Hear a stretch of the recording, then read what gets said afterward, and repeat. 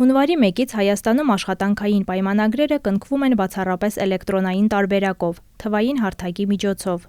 Գործատուները պայմանագրերը պետք է լրացնեն Պետական եկամուտների կոմիտեի հաշվետվությունների ներկայացման էլեկտրոնային համակարգում։ Էլեկտրոնային պայմանագրերը հասանելի կլինեն աշխատողներին ԵՍ հարթակում, անմիջապես ստորագրման պահից։ Գործատուներն ու աշխատողները այս պետք ունենան պայմանագրի օրինակելի ձևով կազմված պայմանագիր, այսինքն այն խնդիրը, որը մենք բազմիցս արձանագրել ենք, որ պայմանագրերը չեն համապատասխանում օրենսդրությանը, ստացվում է, որ հնարավորինս չի լինելու։ Գործող պայմանագրերը էլեկտրոնային հարթակում գրանցելու համար գործատուներին տրվել է 1 տարի ժամանակ, մինչև դեկտեմբերի 31-ը։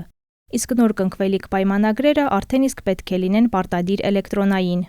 Էլեկտրոնային պայմանագիր կնքելու համար աշխատողները պետք է պարտադիր ունենան էլեկտրոնային ստորագրություն։ Իսկ էլեկտրոնային ստորագրություն ստանալու համար Հայաստանի քաղաքացիները պետք է ունենան նույնականացման քարտ, որի ստանալու հերթերը հասնում են մինչև ապրիլ-մայիս Երևան քաղաքում։ Եթե այսօր հունվարի 1-ից սկսած մարդը որոշի որևէ տեղ նոր սկսել աշխատել, ապա ինքը կունենա այդ խնդիրը, այո, եթե չունի էլեկտրոնային ստորագրություն, պետք է գնալ, պետք է հանել եւ այլն։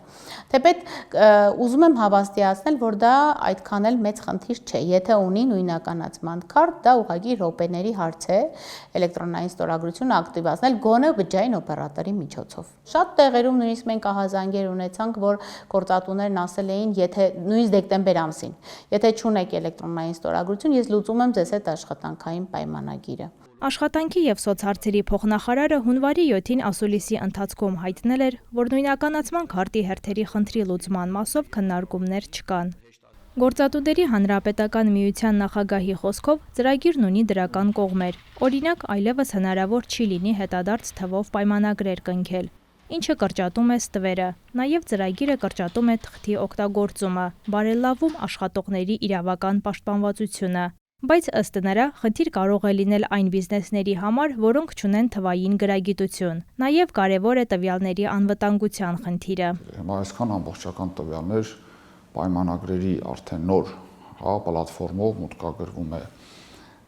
մի էլեկտրոնային համակարգ, որի պաշտպանությունը պետք է լինի գերակա խնդիր այս պահին, պետության թվային անվտանգության տեսանկյունից պետք է լինի շատ լուրջ գերակա խնդիր։ Արդյոք պատրաստ է պետությունը դրան։ 1. Երկրորդ, մենք բազմաթիվ անգամ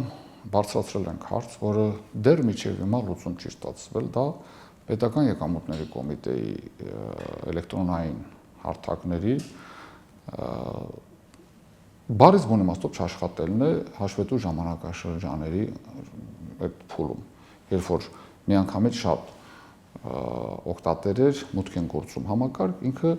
կախում է, այսպես ասած։ Պաշտոնյաները հավաստիացնում էին, որ հարթակը պատրաստ է հունվարի 1-ից սպասվող աշխատանքային հոսքերին։ Արցախից տեղահանված փախստականի կարգավիճակ ունեցող անձինք կարող են էլեկտրոնային ստորագրություն ստանալ փախստականի վկայականով իրենց բջջային օպերատորի միջոցով։ Հայաստանում օրինական կացության իրավունք ունեցող օտարերկրյա քաղաքացիները նույնպես կարող են էլեկտրոնային ստորագրություն ստանալ բջջային օպերատորի միջոցով։